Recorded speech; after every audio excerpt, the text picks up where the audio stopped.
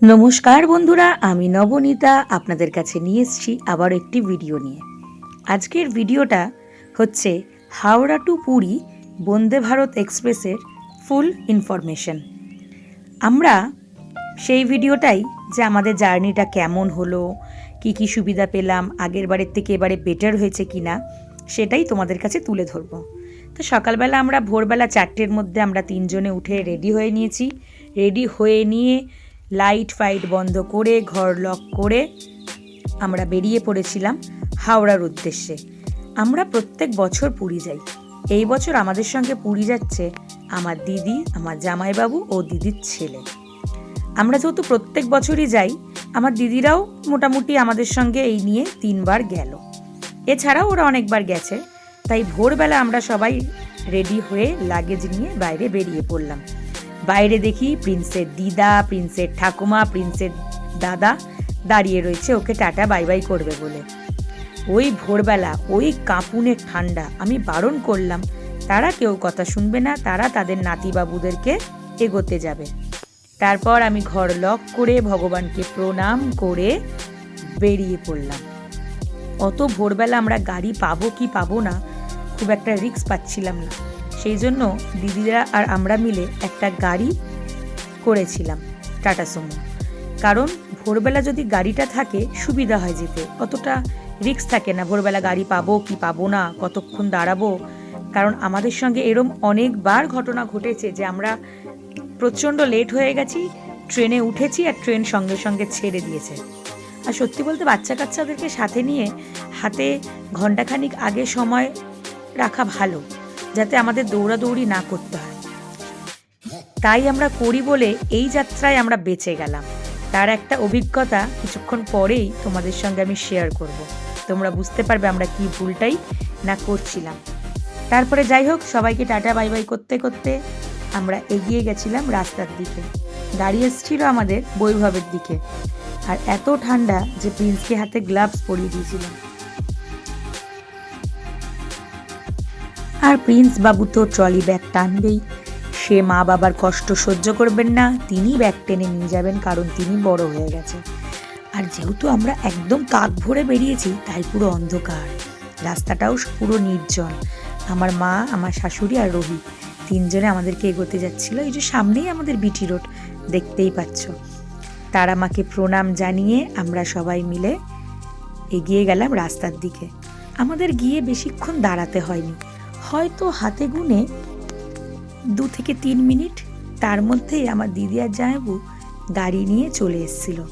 জামাইবুদের পাড়ারই একজনের গাড়ি বলেছিল সে ভোরবেলা আমাদেরকে পৌঁছে দেবে বলে হাওড়াতে। ওই যে গাড়ি এসে গেছে আমাদের। তারপর আমার ছেলে টাটা বাই বাই করতে করতে তার দাদাকে, মাসিকে, নানাকে উঠে পড়লো পেছনে। আগেই তার নিজের সিট নিয়ে নিল। তারপরে আমরা লাগেজগুলোকে, যে চালক দাদা ছিলেন আমাদের সঙ্গে, তিনি লাগেজগুলোকে সুন্দর করে গুছিয়ে দিলেন। তারপরে আমার মা তার 2 নাতিকে বাই বাই করছে। বড় নাতি ছোট নাতি দুজনে মিলে যাচ্ছে ঘুরতে। আমার মায়ের তো খুব আনন্দ, তার 2 নাতি একসঙ্গে সমুদ্রে স্নান করবে ওই জন্য। আর ওই যে রোহিত বাবা জীবন তো তার ভাইয়ের পেছনে লেগেই যাচ্ছে তখনও পর্যন্ত। তারপরে সবাইকে টাটা বাই বাই করতে করতে 2 মাকে আমরা এগিয়ে গেলাম।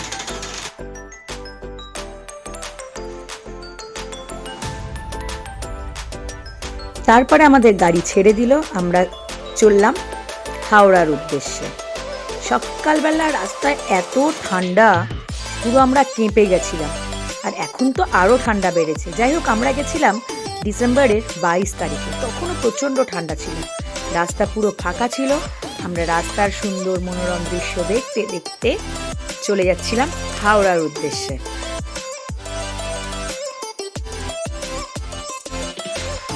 দেখতে দেখতে আমরা হাওড়ায় পৌঁছেও যাই। হাওড়া হলো ব্যস্ততম একটা জায়গা, সবাই ব্যস্ত, পেপারওয়ালারা ব্যস্ত, কুলিরা ব্যস্ত, কারণ সব সময় ট্রেন যাচ্ছে এবং আসছে। প্রচুর হাজার হাজার প্যাসেঞ্জার এই জায়গা থেকে আপ অ্যান্ড ডাউন করে, তাই এই জায়গাটি হলো মোস্ট ইম্পর্ট্যান্ট প্লেস। তারপর আমরা আমাদের লাগেজগুলোকে সব বার করে নিলাম। বার করে নিয়ে আমরা একটা সাইডে দাঁড়ালাম। সকালবেলা জানি ফাঁকা থাকে, কিন্তু রাস্তা তেমন নোংরাও থাকে। তাই তোমরা যখন লাগেজ নিয়ে যাবে তোমরা কিন্তু খুব সাবধান, নিচের দিকে তাকিয়ে অন্তত যেও, নালে ট্রলির চাকা যাবে নোংরা হয়ে। তারপরে আমরা সবাই চললাম আমাদের প্ল্যাটফর্মের দিকে। ওই যে ভিডিওর শুরুতেই বলেছিলাম যে আমাদের একটা বড় হাতে সময় ছিল বলে একটা খুব বাজে জিনিসের হাত থেকে বেঁচে যাই। তো যাই হোক, তোমাদেরকে সেই ঘটনাটাই বলি। আমাদের ট্রেন ছিল বন্দে ভারত। আমরা সমস্ত লাগেজ নিয়ে আমরা চলে যাচ্ছিলাম 21 নম্বর প্ল্যাটফর্মের দিকে, কারণ আমরা গত বছরও গেছিলাম বন্দে ভারতে, সেটা আমরা 21 নম্বর প্ল্যাটফর্ম থেকেই উঠেছিলাম। সেই জন্য আমরা জানি 21 নম্বর প্ল্যাটফর্ম থেকেই মানে বন্দে ভারতটা ছাড়ে। এছাড়াও আমরা যত ব্লগ দেখি, আমরা তো রাত্রিবেলা একটু শুয়ে শুয়ে ব্লগ দেখে তারপরে ঘুমাই, ব্লগে আমরা দেখেছি যে 21 নম্বর থেকেই বন্দে ভারত ছাড়ে। তাই আমরা চলে গেছিলাম বন্দে ভারতে আমাদের কোচের দিকে। আমাদের ছিল C1, মানে একদম ট্রেনের প্রথম দিকে। তোমরা বুঝতেই পারছো লাগেজ টেনে নিয়ে আমাদের যাওয়াটা কতটা টাফ ব্যাপার, রাস্তা কতটা। যখন যাচ্ছিলাম তখনই একটু সন্দেহ সন্দেহ হচ্ছিল যে জেনারেল লাইনটা এরম কেন। পুরীর জেনারেল লাইন তো এরম হবে না, অন্তত লাগেজ নিয়ে অনেক ধরনের লোকেরা থাকে। এখানে তো ওরম টাইপের কিছু মনে হলো না। যাই হোক, তাও আমরা অতটা বুঝতে পারিনি। তারপরে দেখলাম ট্রেন এসে গেছে, এই যে সাদা বন্দে ভারত। আমরা তো মনের আনন্দ করতে করতে চলে গেলাম আমাদের কোচের দিকে, এবং আমাদের কোচের মধ্যে আমরা উঠেও যাই। এবং আমাদের ছিল 71, 70, 71, 72, 73, 74, 75। এবার আমরা যখন আমাদের কোচে উঠে গিয়ে লাগেজ পুরো রেখে দিই, এই যে আমাদের লাগেজটা আমরা রেখে দিয়ে গল্প করছি, তখন কেমন একটা সন্দেহ হচ্ছে যে ট্রেনটা কেমন ফাঁকা। তাও আমরা বুঝতে পারিনি যে আমরা ভুল ট্রেনে উঠে গেছিলাম, কারণ আমরা লাহোর কেল্লা বন্দে ভারতে উঠে গেছি। তারপরে যখন আমাদের একজন প্যাসেঞ্জার এসে বলে 72 আমার নাম্বার, টিকিটটা দেখান, যখন আমি দেখি আমি তো পুরো অবাক যে আমরা ভুল ট্রেনে উঠে যাই নাম্বারটা দেখে। তারপরে আবার আমরা লাগেজ নিয়ে ট্রেনের ওই মাথা থেকে এই মাথা পুরো হেঁটে হেঁটে আসি। আমাদের অবস্থা পুরো খারাপ। এসে দেখি ট্রেন আমাদের দিয়ে দিয়েছে। তা যাই হোক, আমরা যেহেতু হাতে 1 ঘন্টা সময় নিয়ে আসি বলে 1 ঘন্টা 1.5 ঘন্টা, তাই আমরা এই যাত্রাটা বেঁচে গেলাম। নাহলে গত বছর আমাদেরও এরমই আসতে লেট হয়ে গেছিলো, জ্যামে ফেসে গেছিলাম, ট্রেন ছেড়ে দিচ্ছিল। যাই হোক, প্রভুর কৃপায় আমাদের ট্রেনটা মিস হয়নি। আমরা উঠে গেছি মোটামুটি হাতে, তাও আমাদের 10 মিনিট ছিল, 10 থেকে 12 মিনিট। তারপরে উঠে আমার ছেলে এই যে মিউজিক দিচ্ছে, কই মিল গিয়ার। এই লাইটটা ও যখনই ওঠে তখনই দেয়, আর সাথে বলবে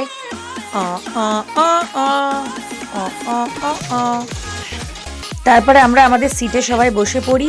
এবং যাক, প্রভুর কৃপায় আমাদের ট্রেন মিস হয়নি, এটাই অনেক বড় পাওনা যে আমাদের ঠিকঠাক আমরা ট্রেনে উঠে গেছি। তা চলো, গত বছরের তুলনায় এই বছরের লাগেজ ক্যাপাসিটি কেমন তোমাদেরকে সেটা বলি। গত বছরে আমাদের লাগেজ রাখতে প্রচণ্ড প্রবলেম হয়েছিল, কারণ লাগেজের ক্যাপাসিটি প্রচণ্ড বাজে ছিল, হাইটটা শর্ট ছিল, বড় ট্রলি আটকে যাচ্ছিল। কিন্তু এই বছরে সেটা হয়নি। এবার ছিল সাদা কালারের বন্দে ভারত, এবারে করে দিয়েছে এটা অরেঞ্জ কালারের বন্দে ভারত। তাই লাগেজের ক্যাপাসিটিটা খুব ভালো করেছে। তোমরা যদি বড় ট্রলিও নাও কোনো প্রবলেম হবে না, ইজিলি ঢুকে যাবে, এবং উপরে আরেকটা ব্যাগও ঢুকে যাবে। সুন্দর হাইট করেছে। এছাড়া যে আগের বারে সিটটা পেছন দিকে হেল ছিল না, আমাদের খুব কোমরে ব্যথা হচ্ছিল, এবারে বেশ সুন্দর করেছে। তা যাই হোক, ট্রেন চলতে চলতেই নিউজ পেপার চলে এসেছিল আমাদের কাছে, সবার কাছে, বাংলা, ইংলিশ আর ছিল উড়িয়া। আমরা নিয়েছিলাম বাংলা, আমার ছেলে আবার নিয়েছিল ইংলিশ পড়তে পড়তে যাবে। যাই হোক, সুন্দর। আগের বারের ক্যাপাসিটির থেকে এবারের ক্যাপাসিটিটা খুব ভালো করেছে। আর এছাড়াও বন্দে ভারতে যারা এই যে মেনটেনেন্সের জন্য রয়েছেন তাদেরও খুব ভালো, তাদের ব্যবহারও খুব ভালো, সমস্ত কিছু তারা মিনিটে মিনিটে এসে তারা ক্লিনিং করে দিয়ে যাচ্ছে। তাছাড়া মানে কাঁচটা পরিষ্কার, এই একটা। গত বছর কাঁচটা একদম নোংরা ছিল, আমাদের প্রিন্সের বাবা ভাবছিল বাইরে বেরিয়ে কাঁচটা হয়তো একটু পরিষ্কার করে দেবে, কিন্তু এই বছর কাঁচটা পরিষ্কার। তারপরে আমরা বসে পড়ি, ট্রেন সিগন্যালে দাঁড়ায়, আর আমার ছেলে আর আমার দিদির ছেলে দুজনেই রোনাল্ডোর ভক্ত। ওই যে রোনাল্ডো নিয়ে বসে রয়েছে। না, আমার দিদির ছেলে রোনাল্ডো না, আমার দিদির ছেলে হলো মেসি, আর আমার ছেলে হলো রোনাল্ডো। দেখাচ্ছিল। আর ট্রেন চলতেই একের পর এক সব শয়নে পদ্মলা, আমার দিদি, আমার জামাইবাবু, আমার ছেলে, সব জেগেছিলাম শুধুমাত্র আমি, আমার বর আর আমার দিদির ছেলে। আমার দিদির ছেলে ঘুমিয়েছে অনেকটা পরে, কিন্তু আমাদের বাবাধন মানে আমার ছেলে সেও ঘুমিয়ে যায়। অবশেষে সৌরভ বাবা জীবনও ঘুমায়। তারপরে বন্দে ভারতে চলে আসে চা, বিস্কিট আমাদেরকে দিয়ে যায়, চা দেয়, বিস্কিট দেয়, সুন্দর দিয়ে যায়। চা কফিটা পরে দিয়েছিল, আমরা এখন চা খাচ্ছিলাম। বেশ চলন্ত ট্রেনে সুন্দর কাঁচের জানলা দিয়ে দেখতে দেখতে আলাদাই একটা ফিলিংস হচ্ছিল, সুন্দর। আর গরম গরম চা এসির মধ্যে, আহা দারুণ, সে এক আলাদাই অনুভূতি। আমার খুব ভালো লাগে বন্দে ভারতে। গত বছরের জার্নিটা আমার ঠিক ভালো লাগেনি, সেই স্মৃতিটা ছিল বড্ড তিক্ত, কিন্তু এই বছরের জার্নিটা আমার খুব ভালো লেগেছে। এই যে দেখো, তোমাদের ক্যাপাসিটিটা দেখাচ্ছি, সুন্দর, একটু ছালবাগলা উঠে গেছে কিন্তু ঠিক আছে। হাতের এই জায়গাটাও ভালো, আমার ছেলে তো ঘুমিয়ে একদম।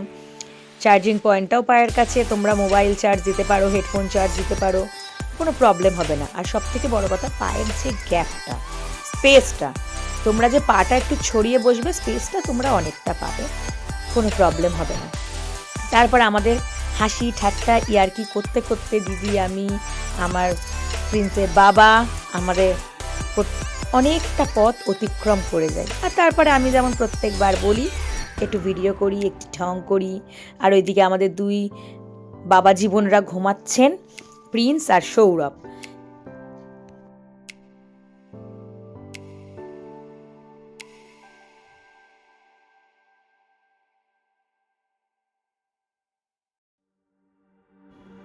কত সুন্দর মনোরম দৃশ্য দেখতে দেখতে আমরা চলে যাচ্ছিলাম কত দূরে। ফাঁকা জায়গা, গাছপালা দাঁড়ানো, কুয়াশায় ঘেরা ধান ক্ষেত, কখনো আসছে ফুলের বাগান, নানান ধরনের রং বেরঙের, এ এক আলাদাই অনুভূতি হচ্ছিল। যাই হোক, তারপরে দেখতে দেখতে ব্রেকফাস্ট টাইম এসে গেছিল, আমাদেরকে ব্রেকফাস্ট সার্ভ করতে চলে এসেছিল সবাই।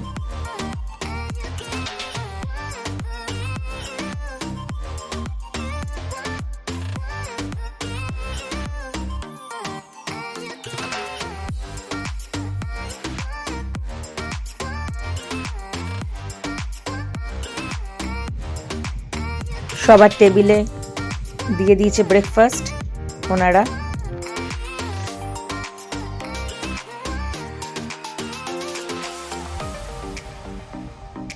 এবার হলো ব্রেকফাস্টটা খোলার পালা।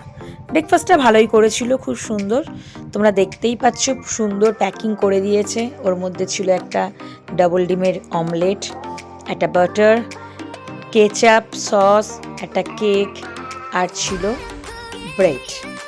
কলা ডিমটা তোমরা ভুলে ভেবো না যে বন্দে ভারত থেকে দিয়েছে, নালে তোমরা ব্রেকফাস্ট দেবে, তোমরা খুঁজে বেড়াবে যে কলা ডিমটা কোথায় গেল। কলা ডিমটা আমরা বাড়ির থেকে নিয়ে গেছিলাম, যে টিফিনে ব্রেডের সঙ্গে কলা ডিমটা জমে যাবে, সেই জন্য আমরা বাড়ির থেকে নিয়ে গেছিলাম। তারপরে খাওয়া দাওয়া সেরে আবারও সুন্দর প্রাকৃতিক দৃশ্য দেখতে দেখতে আমরা চলেছি আমাদের গন্তব্যের দিকে, প্রভুর কাছে, প্রভুর টানে আবারও। তারপরে চলে গেছিলাম একটু দরজার ধারে, খুব ভালো লাগছিল। দরজাটা তো খোলা না, এমনি জাস্ট কাছ থেকে দেখাচ্ছিলাম, খুব ভালো লাগছিল।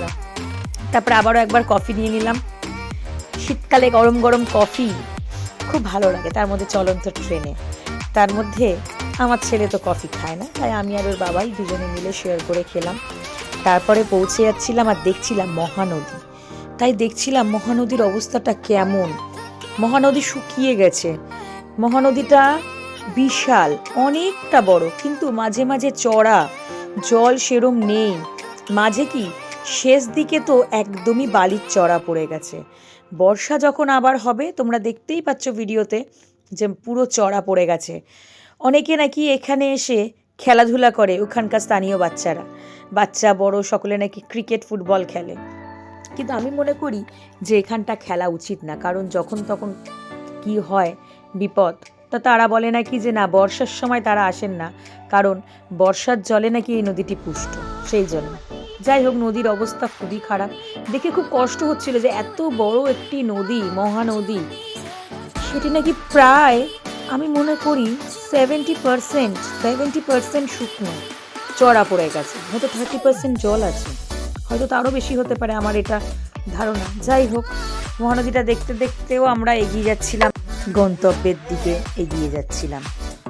তারপরে দুপুরের লাঞ্চ আমাদের সার্ভ করে দেয়। আমরা সকলেই নিয়েছিলাম ননভেজ, কেউ আমাদের ভেজ ছিল না, কিন্তু আমার দিদির ছেলে চেয়েছিল একটা ভেজ, যদি ওকে চেঞ্জ করে দেয়। তারপরে যারা অ্যাটেন্ডার ছিলেন তারা খুব ভালো, তা আমার দিদির ছেলের চিকেনটাকে চেঞ্জ করে ওরা পনির করে দিল। আর আমার ছেলেকে তো খাওয়াতেই হবে, উনি নিজে হাতে খেতে পারেন না, সেই জন্য ওনাকে খাওয়াতে বসে গেলাম। আগে ওনাকে খাইয়ে দেবো, তারপর আমরা খাবো। আমাদের খাবারে দিয়েছিল চিকেন 2 পিস বোনলেস, ডাল, ভাত, 2টো করে রুটি, একটা মানে ভেজিটেবলসের একটা ভাজা টাইপের আলু মটর ফটর দিয়ে, একটা টক দই দিয়েছিল, আর চাটনি দিয়েছিল। চাটনি মানে টক আচার, ভালো দিয়েছিল। খাবারের কোয়ালিটি গতবারের তুলনায় এবারে অনেকটা ভালো। যাই হোক, তারপরে ছেলেকে খাইয়ে দিয়ে আমরা খেয়ে নিচ্ছিলাম। আমরা খেয়ে দিয়ে নিয়ে আমরা পৌঁছে গেছিলাম পুরীতে। তারপরে পুরীর থেকে বেরিয়ে আমরা একটা টোটো ধরি। তাড়াহুড়োর চক্করে সে ভিডিওটা তোমাদেরকে করে দেখাতে পারিনি। তারপর অটোতে চেপে বসি আমরা, অটোতে বসে তখন ভিডিও করি। তখন মনে এক রাশ আনন্দ যে আমরা কখন গিয়ে সমুদ্রে নামবো, কারণ বন্দে ভারত একদম রাইট টাইমে আমাদের নামিয়েছে। 3 মিনিটস হয়তো লেট ছিল। তারপরে মানে যথারীতি আমরা গিয়ে লাগেজ রেখে আমরা ঢুকতে পারবো সমুদ্রে। তারপরে আমরা এই যে সমুদ্রের পাড় দিয়ে যাচ্ছি, আর আমাদের মনে যেন একরাশ আনন্দ, যেই তো আমরা এসে গেছি আমাদের প্রিয় ডেস্টিনেশন পুরী। আমরা যেখানেই যাই না কেন পুরী আমরা আসবই। আমাদের 15 বছর বিয়ে হয়েছে, কিন্তু আমরা 14 বছর এই নিয়ে পুরী এলাম। এই নিয়ে আমাদেরকে অনেক লোকে কটাক্ষ করেছে যে আমাদের নাকি ঘুরতে যাওয়ার জায়গা নেই, আমরা ঘুরতে যেতে পারি না। আমরা কিন্তু ঘুরতে যাই, সব জায়গাতেই যাই। আমরা এই বছরই মার্চে গেছিলাম, মানে 2025-এর মার্চে গেছিলাম north Sikkim and east Sikkim, পুরোটা ঘুরেছি, খুব সুন্দর ঘুরেছি। তাছাড়াও আমরা মার্চে গিয়ে আবার ডিসেম্বরে পুরী, কারণ পুরী আমাদের সেকেন্ড হোম। আমরা যেখানেই যাই না কেন পুরী আমরা আসবো। পুরীতে আমরা ঘুরতে আসি না, পুরীতে আমরা প্রভুকে দর্শন করতে আসি, প্রভুর টানে প্রভুর কাছে আমরা আসি। আর জগন্নাথ মহাপ্রভু হলো আমাদের বাড়ির লোক, আমাদের ঘরে উনি সবসময় বিরাজ করেন, আমাদের মনে উনি সবসময় বিরাজ করেন। তাই ওনাকে না দেখে আমরা থাকতে পারবো না। যদি আমাদের সেরম কাজকর্ম এত চাপ না থাকতো, যে ছুটি ছাটার ব্যাপার না থাকতো, তাহলে হয়তো আমাদের প্রিন্সের বাবা বছরে 2 বার চলে যেত পুরী। কিন্তু আমাদের কাজটাই এমন যে আমরা বেশি দিন বন্ধ রাখতে পারবো না, আমাদেরকে খুব প্রবলেম হয়ে যায়, ওই জন্য আমাদের বছরে একবারই যেতে হয়। তারপরে শ্রী চৈতন্য মহাপ্রভুকে ক্রস করে সুন্দর আমাদের চলে এলাম আমাদের সেই সরু স্বর্গদ্বারের রাস্তাটাতে। এই রাস্তাটা দিয়ে যখনই ঢুকি মন যেন একদম আনন্দে উৎসাহিত হয়ে যায়, এই তো আমরা এসে গেছি, কিছুক্ষণের মধ্যে আমরা এখানেই ঘুরে বেড়াবো। তারপরে আমরা চলে গেছিলাম আমাদের হোটেলে। এবারের আমাদের হোটেল ছিল হোটেল কোনার্ক, একদম সামনেই। এইখানটা দিয়ে গেলে মানে ভেতরে আমরা কোনোদিনও ঢুকি না, মানে প্রিন্স হওয়ার আগে পর্যন্ত ঢুকেছি আমি, কিন্তু প্রিন্স হওয়ার পর আমি কোনোদিনও ঢুকিনি। ছেলেকে আমি ঢুকলেই ছেলে ঢুকবে, সেই অর্থে আমি কোনোদিনও যাই না। তারপর আমরা চলে যাচ্ছিলাম যাই হোক হোটেলে। হোটেল আমাদের একদম সামনেই, হোটেল কোনার্ক, কাকাতুয়ার পাশে। তারপরে আমরা হোটেলে ঢুকবো, হোটেলের সিকিউরিটি লোকেরা আমাদের এলো, এসে আমাদের সমস্ত কিছু নিয়ে গেল।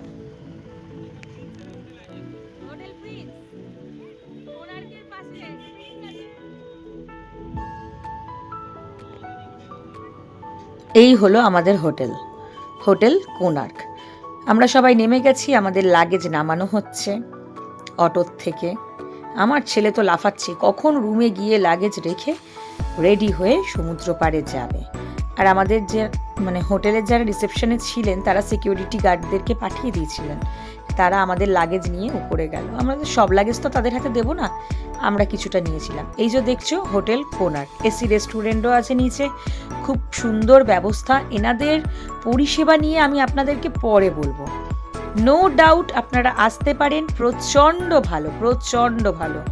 এনাদের এসি রুমও আছে, নন এসি রুমও আছে। এনাদের লিফটের ব্যবস্থা আছে, আপনাদের জন্য কোনো বয়স্ক লোক থাকে যাদের পায়ে প্রবলেম, কোনো অসুবিধা হবে না। আর এই যে পুচকেটা, এটা হলো মালিকের ছেলে। ইনি হলেন ম্যানেজার, এখানকার মালিক ছিলেন, একটু আগে আমরা দেখেছি। তারপরে আমরা সমস্ত ফর্মালিটিস পূরণ করে নিয়ে আমরা উপরে যাচ্ছিলাম। আর এদিকে আমার দিদির ছেলে আর আমার ছেলে পা ব্যথা হয়ে গেছে, বসে পড়েছে। আর আমি একটুখানি ভিডিও করে তোমাদের সবাইকে চারিপাশটা দেখাচ্ছিলাম। তোমরা যদি কেউ 2 হুইলার বা 4 হুইলার নিয়ে আসতে চাও, সেটাও আসতে পারো, কোনো অসুবিধা নেই। এখানে পার্কিংয়ের সুব্যবস্থাও আছে। হোটেলের নামটা আবারও বলে দিচ্ছি তোমাদেরকে, হোটেল কোনার্ক। খুব সুন্দর, পরিষ্কার পরিচ্ছন্ন একদম ঘর, একদম ওয়েল মেনটেন্ড, খুব সুন্দর। আর এনাদের স্টাফেরা তো নো ডাউট ভীষণ ভালো। প্রথম দেখাতেই আমার ভালো লেগেছে যে না, ওনাদের পরিষেবা সত্যিই ভালো। আমার জামাইবাবু লাগেজ নিয়ে আমার দিদির ছেলেকে নিয়ে লিফটে করে উপরে গেল। আমাদের ফার্স্ট ফ্লোরে ছিল, তাই আমরা আর লিফটে উঠলাম না, আমরা হেঁটে হেঁটে উঠলাম। ও আমাদেরকে টাটা বাই বাই করতে করতে চলে গেল। আর এই দিকে আমি, আমার দিদির ছেলে, আমার বর আর আমার দিদি, আমরা হেঁটে হেঁটে আস্তে আস্তে উপরে উঠে গেল। এই যে ফার্স্ট ফ্লোর, এই ফার্স্ট ফ্লোরেই আমাদের ঘর। আমাদের রুম নাম্বারটা হলো 203 আর 204। এখানে সুন্দর একটা সোফার ব্যবস্থা আছে। তোমরা যারা অনেকে আসো, এখানটা বসেও গল্প করতে পারবে, নিচে বসেও গল্প করতে পারবে, আবার উপরে বসেও গল্প করতে পারবে। আর প্রত্যেকটা ঘরে তোমাদেরকে, চলো রুমটা আগে খুলে দিক, তোমাদের দেখাই।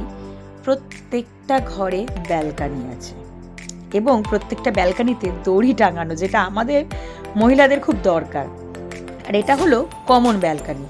এইখানটা তোমরা বারান্দাটাতে এসে সবাই গল্প করতে পারো। খুব সুন্দর রোদ্দুর ছিল আমরা যখন এসেছি। এখানটা বসে গল্প করলে সবাই মিলে একদম আড্ডা একদম জমে যাবে, খুব সুন্দর লাগবে। এই যে আমার ছেলেও এসে গেছে দাঁত বের করতে করতে। কি আনন্দ যে এখানটা ও সৌরভ দাদার সাথে খেলতে পারবে। বলছে মা ফুটবল নিয়ে এলে ভালো হতো, আমি আর সৌরভ দাদা ফুটবল খেলতাম। আমি হ্যাঁ, ওটাই বাকি আছে, আর কিছু না। আমার দিদি দাঁড়িয়ে আছে, আর আমার দিদি তো সারা রাস্তা ঘুমাতে ঘুমাতেই এসছে। তো চলো তোমাদেরকে আমাদের রুমটা দেখানো যাক। এই যে আমাদের সবার রুম। এখানে রয়েছে একটা ডাবল সাইজ বেড, পাখা, দুটো করে রয়েছে কম্বল, একটা করে টাওয়াল, একটা সুন্দর ড্রেসিং টেবিল, একটা সুন্দর TV, set top box, free wifi connection. আর এইটা হলো আমাদের ঘর। এখানটা খুব সুন্দর একটা সেন্টার টেবিল রয়েছে। আমাদের ঘর একদম পাশাপাশি, 203, 204 একদম। আর পরিষ্কার পরিচ্ছন্ন একদম। একটা করে সোফা রয়েছে জিনিসপত্র রাখার জন্য, বাথরুমও পরিষ্কার, সুন্দর। আমার দিদি তো গিয়ে ব্যাগপত্র রেখে আগে ব্যালকানিতে গেল। ব্যালকানিতে গিয়ে দেখছে গাছে কত কুল হয়ে আছে।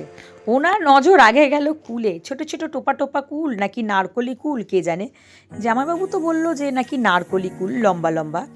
তা যাই হোক, আমরা দেখে টেকে নিয়ে আমরা আবার আমাদের রুমটাকে এক্সচেঞ্জ করে নিলাম, যে ওরা এলো 203-এ, আমরা গেলাম 204-এ। হ্যাঁ, রুম আমাদের খুব পছন্দ হয়েছিল, কারণ একদম খোলামেলা আলো বাতাস আসছে, খুব ভালো, যেটা দরকার। আর রুম একদম নিট অ্যান্ড ক্লিন, আমার তো খুব ভালো লেগেছে। আর আমাদের এটা হলো আমাদের ব্যালকানি। ব্যালকানিতে তারের ব্যবস্থা রয়েছে, আমাদের আর এক্সট্রা করে তার লাগাতে হবে না। একটা সোফাতে দুজন বসতে পারবে, একটা সুন্দর কাভার দিয়েছে যার মধ্যে লাগেজের ব্যাগ রাখতে পারবে। এবার আসছে মেন কথা, আমার ছেলের কান্না শুরু, সমুদ্র পাড়ে যাবে। আমার দিদিরা তো টায়ার্ড হয়ে গেছে, ওরা বললো বোন আমরা যাব না, তোরা চলে যা। তাই আমার ছেলের বায়না মেটানোর জন্য ওর বাবা আর আমি ছেলেকে নিয়ে চললাম। এসেই চেঞ্জ করে রুম লক করে দিয়ে একদম সমুদ্রে। দেখতে দেখতে হাঁটতে হাঁটতে আমরা সমুদ্রের কাছে একদম চলে এসেছি। হোটেল থেকে সমুদ্র আমাদের জাস্ট হেঁটে হয়তো 2 মিনিটস, মানে হোটেলের পেছনটাই সমুদ্র। একটা ছোট্ট গলি আছে, মানে ওই যে দেখলাম ইস্কন মন্দিরের পাশ থেকে সোজাটাই সমুদ্র। তারপরে হাঁটতে হাঁটতে আমরা চলে এসেছিলাম সমুদ্রের নিচে। আমার ছেলের তো কি আনন্দ, গিয়ে ওর বাবার হাত ছেড়ে দিয়ে আগে দৌড়াবে ও সুন্দরভাবে। বালিঘাটতে কি যে ভালোবাসে তা তোমাদেরকে আর কি বলবো। এসে সত্যি আমাদেরও খুব আনন্দ হচ্ছিল যে আবার 1 বছর পরে এসছি আমরা এই সমুদ্রে। কি আনন্দ, বালি ঘাটবো, কি করব, মানে কি বলবো।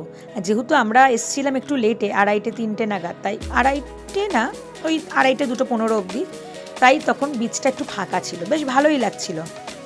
তাই আমরা একটু সবাইকে একটু হাই করে ছোট ছোট ভিডিও নিচ্ছিলাম, খুব ভালো লাগছিল। কারণ এইগুলোই পরে আমরা দেখবো, এইগুলোই থাকবে আনন্দের মুহূর্ত। তাই ফটো সেশন, ভিডিও এইগুলো তো চলবেই সমুদ্রে। আর আমার ছেলেকে তো ধরে নিয়ে যাচ্ছি, কারণ আমার ছেলে হলো সমুদ্র পাগল। সমুদ্র গেলে ওকে ধরে রাখার দায়। ও ছোটবেলায় ঢেউ আসলেও ভয়ে পালিয়ে আসতো, কিন্তু আস্তে আস্তে যত ও বড় হচ্ছে, ও ঢেউ ওর দিকে আসছে, ও ঢেউয়ের দিকে যাচ্ছে, মানে ঢেউকে ভেদ করে আগের দিকে চলে যাচ্ছে। এই বছর প্রচণ্ড আমাকে পাগল করেছে, সে ধরে রাখতে পারছি না, এত সাহস বেড়ে গেছে, ওর হাইটের থেকে বড় বড় ঢেউয়ের দিকে চলে যাচ্ছে। এবার আমি ওই জন্য বাবাকে বললাম যে তুমি যাও বাবা, ছেলেকে ধরো, আমি ফোন ধরছি, আমি শেষের দিকে নামবো। আর আমি নামা বলতে ছেলেকে নিয়ে একটু দূরে যাই, ওর বাবাও যায়, খুব দূরে যায় না। আর আমার ছেলের তো কি আনন্দ, জল পেলে ওর লাফানি আর কি বলবো, তোমরা দেখতেই পাচ্ছ ভিডিওতে। ও হলো সমুদ্র পাগল। ওকে যদি তুমি বলো যে বছরে কতবার পুরী যাবে, বলবে সারা বছরই পুরীতেই থেকে যাবো। ও এমনই একজন বাচ্চা যে নাকি সমুদ্র পাগল। ও একদম ছোট্ট, 7 মাস বয়স থেকে প্রত্যেক বছর ও আসছে। ইভেন আমি যখন প্রেগনেন্ট ছিলাম, ও আমার পেটে 7 মাস, তখনও আমি ওকে নিয়ে গেছিলাম এই সমুদ্রে। তাই হয়তো এত সমুদ্র পাগল তৈরি হয়েছে। যাই হোক, তারপরে কি ভালো লাগছিল, একটা ঠান্ডা হাওয়া, খুব সুন্দর লাগছিল, ঠান্ডাও করছিল, আর জল ছিল পুরো বরফের মতো ঠান্ডা। মিসকে বললাম তুই বুঝিস না বাবা, ঠান্ডা লেগে যাবে, কিন্তু কে কার কথা শুনে, ও আমাদের কারোর কথা শুনছে না। গিয়ে ও শাহরুখের পোজ দিতে শুরু করে দিয়েছে, জল মানে শাহরুখ। তারপরে দৌড়াতে দৌড়াতে ওপাশ থেকে এসে জলে জাম্প মারছে।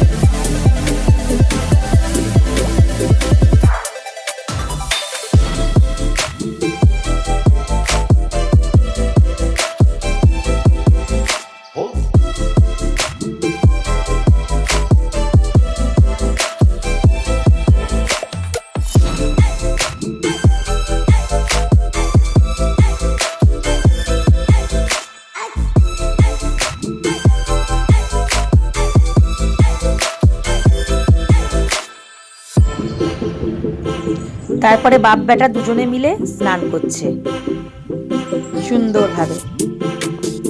আমার তো খুব ভালো লাগে এই স্নানের দৃশ্য, এই যে আনন্দটা খুব ভালো লাগে। শীতকালে একটু ঠান্ডা লাগে, গরমকালে তো দারুণ লাগে। তাই ওর বাবাকে বলেছি গরমকালে যাব, একবার হলো গরমকালে যাব, এই বছর না হোক পরের বছর যাবো, তারপরের বছর, প্রত্যেক বছর তো শীতে যাই, একবার ওয়েদার চেঞ্জ করে দেখবো যে গরমে কেমন লাগে। তারপরে আমার ছেলে তো একদম জলে একদম হাবুডুবু খাচ্ছে, কি আনন্দ।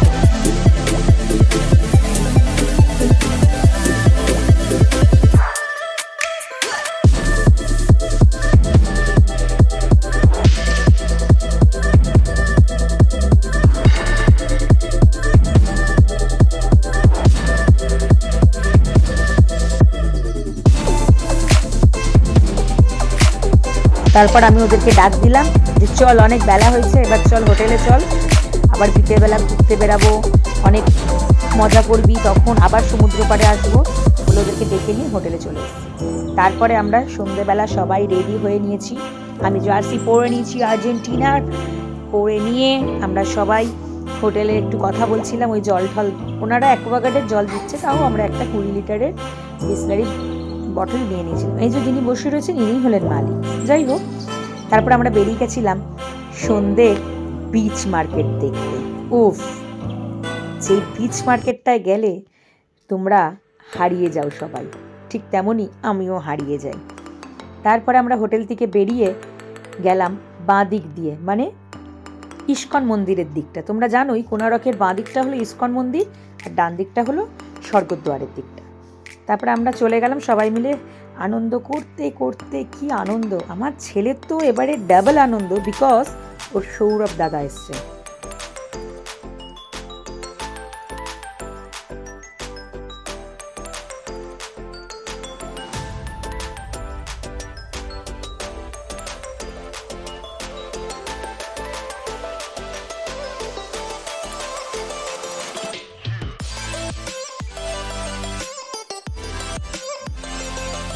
তারপরে আমার জামাইবাবুদের বাড়ি হলো পাটবাড়িতে। এটা হলো সেই পাটবাড়িরই একটা আশ্রম।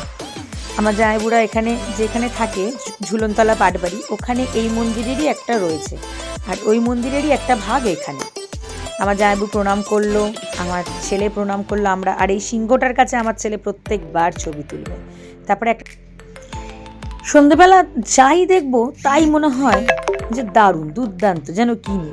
ঠিক তেমনই আমার ছেলেটাও যেই খেলনাটাই দেখছে পছন্দ হয়ে যাচ্ছে। ও হলো খেলনা পাগল। ওরে ভগবান, ওর ঘরে খেলনা রাখার জায়গা নেই। একটা বড় পেটি, 2-3টে গামলা ভর্তি, একটা শোকেস পুরো ভর্তি, তাও নাকি ওর খেলনা লাগবে। ঘুরতে এসছে না। যাই হোক, বাচ্চারা এরমই হয়, আর একটু বড় হয়ে গেলে হয়তো আর বায়না করবে না। তারপরে আমি তোমাদেরকে সুন্দর সুন্দর জিনিস দেখাচ্ছি। দেখতে পাচ্ছ, আমরা চলে এসেছিলাম একদম সি বিচের দিকে, কারণ আমরা এখন বসে একটুখানি সবাই মিলে ভেবেছিলাম যে একটু বসবো চেয়ারে, একটু চা খাবো, তারপরে সব কিছু আবার ঘুরবো। তাই ঠিক সেরকমই আমরা সবাই চলে যাচ্ছিলাম চেয়ারের দিকে। প্রত্যেক বছর আমরা যে চেয়ারের ওখানটায় বসি, যে দাদাটার কাছে আমরা চা খাই, ডাবল ডিমের অমলেট খাই, সেই দোকানটা না এবারে খুঁজে পেলাম না। তাই অনেক খুঁজেছি, অনেক খুঁজে না পাওয়ার জন্য আমরা ভাবলাম আর একটু খুঁজি, যদি ওনাকে পাই তাহলে ভালো, না হলে অন্য একটা দোকানে বসবো।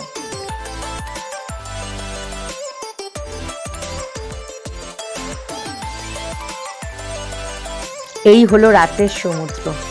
উফ, কি ভালো লাগছে। সমুদ্রের গর্জনে যেন মাঝে মাঝে বুক কেঁপে যায়, যে কি তীব্র স্বরে ডাকছে।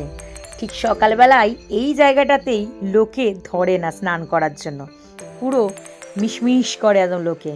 আর এই বালি আলাদাই এক অনুভূতি। তারপর আমরা সবাই বসে গেছিলাম চেয়ারে। চেয়ারে বসে গিয়ে আমরা সবাই সমুদ্রের হাওয়া খেতে খেতে চা খাচ্ছিলাম সবাই মিলে। আমরা এবারে পুরীটা গেছিলাম 6 জনে, দিদিরা 3 জন, আমরা 3 জন। প্রচণ্ড এনজয় করেছি আমরা, মানে লিমিট ক্রস এনজয় যাকে বলে। ঘোরা, আনন্দ, খাওয়া দাওয়া সমস্ত কিছু খুব ভালো হয়েছে। তারপর আমরা চা খাচ্ছি, চা খেতে খেতে একটু ভিডিও করলাম। তারপর আমরা অর্ডার করে দিয়েছিলাম ডবল ডিমের অমলেট। তারপরে এখান থেকে যেটা পুরীর ফেমাস মদনমোহন যায়, আমরা খাইনি, কারণ এই এইখানটা দিয়ে খেতে না একটু কেমন লাগে। আমরা ভালো দোকানে খেয়েছিলাম, যেখান থেকে আমরা রসগোল্লা খাই। তারপরে যাই হোক, আমরা অনেকক্ষণ বসলাম, আড্ডা মারলাম, গল্প করলাম, সময় যেন এমনি কেটে যায়। পুরীর এই চেয়ারে বসলে কোথাও যেতে ইচ্ছে করে না, মনে হয় এখানে বসে বসেই সন্ধেটাকে উপভোগ করি। খুব ভালো লাগে আমাদের।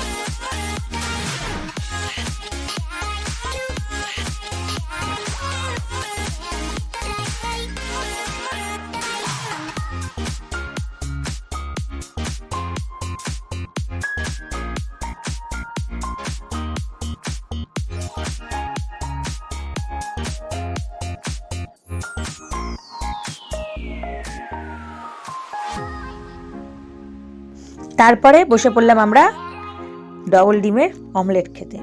প্রত্যেকবার আমরা যখন পুরীতে আসবো, এখানে বসে আমরা ডবল ডিমের অমলেট খাবই। এই ডিমটা খাবার মজাই আলাদা। বাড়িতেও মনে হয় আমরা এরম করে এই সমস্ত কিছু ইনগ্রেডিয়েন্টস আমরা দিই, কিন্তু এরম আমরা টেস্ট পাই না কেন কি জানি। হয়তো এখানে খাওয়ার জন্য হয়তো স্বাদটা দ্বিগুণ হয়ে যায়। তারপরে খেয়ে দিয়ে আমরা চলে গেছিলাম মার্কেটের ভেতরে, মেলাটা ঘুরবো। মেলাটা ঘুরতে এত ভালো লাগে যে বন্ধুরা, তোমাদের সঙ্গে কি আর বল। আমার ছেলেও তো মানে শুধু ঘুরবে, এই মেলাটা শুধু ঘুরবে, আনন্দ করবে, ও আর কিচ্ছু না। আমার দিদির ছেলেটারও, ও তো বড় হয়ে গেছে, ও এখন ভাইকে নিয়ে সামলায়। ভাই এই খেলনাটা দেখ, ভাই ওই খেলনাটা। আর আমার ছেলেও পুরো দায়িত্ব দিয়েছিল সৌরভ দাদাকে। সৌরভ দাদা তুই বল কোনটা কিনবো, সৌরভ দাদা তুই বল এটা নেবো। ও দাদা না, সৌরভ। আমার ছেলে আবার ওর দাদাকে সৌরভ বলে ডাকে। সৌরভকেও যেমন সৌরভ, আবার ওর রোহিতকেও তেমন সৌরভ। ও বলে কি যে আমি যদি দাদা বলবো তাহলে আমার দাদা হয়ে গেল, এরা আমার বন্ধু। যাই হোক, আমরাও বারণ করি না, যে থাক, দাদাদের সাথে বন্ধুদের মতো মিশুক। আর এই মার্কেটটা তোমাদের কি বলবো, সমস্ত কিছু পাওয়া যায়, তোমরা জানো। এখানে শঙ্খ পাওয়া যায়, হার, চুড়ি, কত সুন্দর সুন্দর জিনিস, সলতে, ঠাকুরের নানান মূর্তি খুব ভালো ভালো পাওয়া যায়। আমার তো এই মার্কেটটা ঘুরতে খুব ভালো লাগে।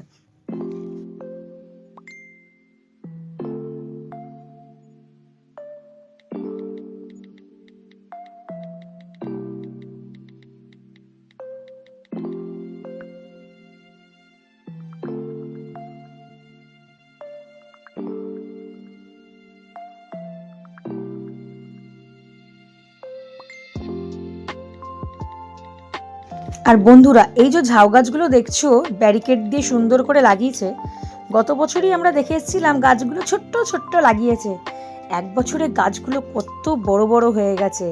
আর পুরো সমুদ্র পাড়ের যে মানে রাস্তাটা রয়েছে, মারিন ড্রাইভ রাস্তাটা বলে, ওই রাস্তার ধার দিয়ে এই গাছগুলো দিয়ে পুরো সাজানো হয়েছে। আর তার মাঝখান দিয়ে রয়েছে লম্বা লম্বা কি সুন্দর ডিজাইনের লাইট পোস্ট, সত্যি দারুণ। আর এই র্যাকটার মানে এই রকটার মধ্যে তোমরা সবাই বসতেও পারবে। আমরা তো বসেছিলাম, বসে আমরা একটু চা খেয়েছিলাম, ফটো সেশন করেছিলাম, খুব ভালো লেগেছিল। তারপরে হাঁটতে হাঁটতে আমরা ভাবলাম অনেক রাত হলো, চলো তাহলে এবার হোটেলের দিকে যাই, খাওয়া দাওয়ার পর্ব সারবো। আর এই যে দেখছো, এটাই হলো স্বর্গদ্বার। এইখানেই মানুষের, পুরীর যত মানুষ মৃত হন তাদেরকে এখানে দাহ করা হয়।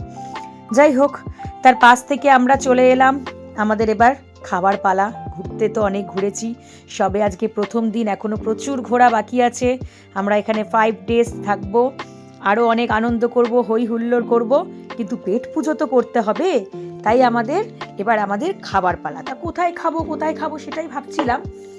তারপরে আমার জামাইবাবু বলল যে ওরা গত বছর যে রেস্টুরেন্টে খেয়েছিল, খুব ভালো খেয়েছিল, সেখানেই যাব। আমরা তখন বললাম তাহলে চলো যাই। তারপরে কিছু সুন্দর সুন্দর ঠাকুরের জিনিস দেখছিলাম, খুব ভালো লাগছিল, তো ভাবলাম একটু ভিডিও করে নিই। তা যেহেতু আমরা 22 তারিখে গেছি, তারপরে 25 তারিখটা একটা সুন্দর স্যান্টা ক্লজ এখানে দাঁড় করিয়েছিল। সে আবার কোমর বেঁকাচ্ছিল টিং টিং করতে করতে। পাশে গিয়ে আমার ছেলেও দাঁড়িয়ে পড়েছে, দাঁড়িয়ে একটু পোজ দিয়ে ছবি তুললো, তারপরে একটু ও কোমর বেঁকালো ট্যাং ট্যাং করতে করতে ওর মতো। একেই বলে বাচ্চা, যেখানেই খেলা পায় সেখানেই খেলতে শুরু করে দেয়। আর দেখতেই পাচ্ছ কেমন করে দুলছে স্যান্টা ক্লসের মতো। তারপরে আমরা চলে এলাম, আমরা এই অন্নপূর্ণা গেস্ট হাউসের নিচে যে নবান্ন রেস্টুরেন্ট আছে, আমরা সেখানে খেয়েছিলাম। উপরে এনাদের গেস্ট হাউস আর নিচে হলো রেস্টুরেন্ট। আমরা ফার্স্ট টাইম এখানে ভিজিট করলাম, কারণ আমরা তো প্রত্যেক বছর আমরা রান্না করে খাই, হলিডে হোমে থাকি। এই বছর আমরা থাকছি হোটেলে, কোনার্ক তোমাদের দেখালাম। আর আমার জামাইবাবুরা গত বছর এসে এখানে খেয়েছে, ওরা বলল খাবারের কোয়ালিটি দারুণ, নো ডাউট, চলো টেস্টও মারাত্মক। তাই আমরা অর্ডার করে নিয়েছিলাম কড়াই চিকেন, এগ চিকেন তড়কা, রুটি, আর আমার ছেলে আর আমার দিদির ছেলের জন্য মিক্স ফ্রাইড রাইস দিয়েছিলাম। রান্না নিয়ে কোনো কথা হবে না, অসাধারণ, প্রত্যেকটা আইটেম জাস্ট একদম দারুণ। প্রত্যেকটা আইটেম, যেমন তরকার টেস্ট, তেমন মিক্স রাইসের টেস্ট, তেমন রুটিগুলো একদম সফট তুলতুলে। আর চিকেনটা নিয়ে তো কোনো কথাই হবে না, মানে খুব সুন্দর হয়েছে। তা যাই হোক, আজকের পর্ব আমার এখানেই শেষ। আবার কালকে সকালবেলা তোমাদের সঙ্গে দেখা হবে বন্ধুরা। আজকে তো সবে আমাদের ডে 1, এখনও আমরা রয়েছি, যাই তোমাদের একটু আগে বললাম 5 দিন। তাই কালকে আবার নিয়ে আসবো ডে 2 নিয়ে। দ্বিতীয় দিন আমাদের কেমন কাটলো, তোমাদের আমাদের ভিডিওটা কেমন লাগলো অবশ্যই জানিও।